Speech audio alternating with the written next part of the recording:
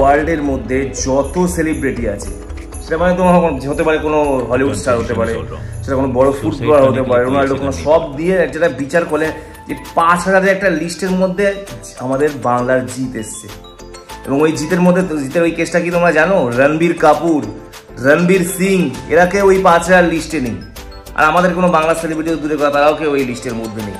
তোমরা তারা একবার ভাবো, তোমার যদি আমার কথা বিশ্বাস না হয় তোমরা সার্চ করে দেখো। আর এই দেখো এডিটিংটা তোমরা দেখো, IMDb যখন ঢুকবে, এখানে ঢুকলে তোমরা দেখতে পাচ্ছ কি লেখা আছে, টপ 5000, মানে টপ 5,000-এর মধ্যে। এবং তোমরা অন্য যে কোনো হিরো, তোমার রণবীর কাপুরকে আমি বিশাল ভালোবাসি, আমার বিশাল ফ্যান আমি রণবীর, তারও নাম এই 5,000 লিস্টে নেই। আমি বাংলার একটা থেকে অত ছেড়ে দাও, বাংলার পরমব্রত থেকে শুরু করে 700 থেকে শুরু করে অনেকেই বোম্বেতে কাজ করেছে, তারপরে কিন্তু তা কেউ টপ 5,000-এর মধ্যে আসতে পারেনি।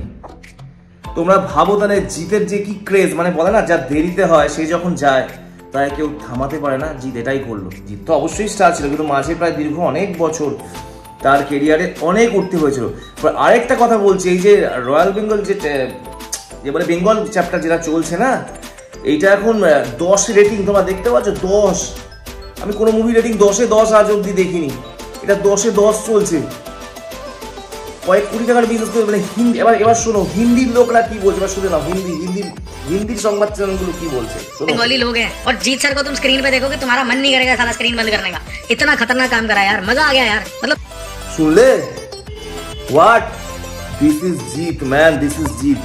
এইটাই আমরা চেয়েছিলাম জিতের থেকে, এটাই চেয়েছিলাম এবং এটাই ও ফেরত দিল। কারণ প্রচুর কন্ট্রোভার্সি রয়েছে ওকে নিয়ে, প্রচুর লোক প্রচুর কথা বলেছে যে ওর মার্কেট শেষ হয়ে গেছে, ওকে আগামী দিনে ওর থেকে সবাই এগিয়ে গেছে। মানে এবং অনেক ডিরেক্টর আছে টলিউডের যারা একটু আর্ট মুভি বুদ্ধি টাইপের কিছু সিনেমা করে, তারা প্রচুর নিন্দেও করেছে, ইনডাইরেক্টলি করেছে। ও সব ভাবে নাচ করে, এসব ইয়ে করে। ভাই কি অভিনয়, কি লুকস।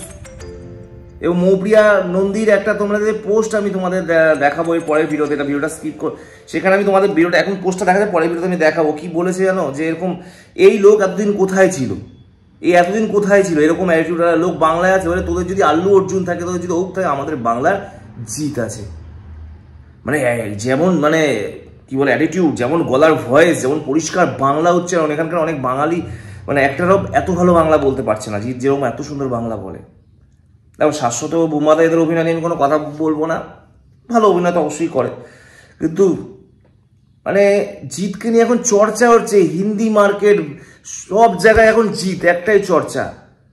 আরে জিতের এই কামব্যাকটা না দরকার আছে। তোমরা ভাবো তো 5,000-এর লিস্ট আসে আমার চারটিখানি কথা, আর কেউ থামাতে পারবে ভেবেছো ওকে? যেই লিস্টে বলিউডের একটা জায়গা পায়নি সেই লিস্টে জিৎ করে দেখালো, মানে কি লেভেলের। আর একে আমাদের বাংলার লোকরা ইউজই করেনি, বাংলা ইউজই করেনি। ওই যতই মানে ব্যোমকেশ গোয়েন্দা মাল এইসব বানিয়ে বানিয়ে পুরো একদম শেষ করে দিয়েছে। জিৎকে ইউজই করতে পারেনি বাংলায়।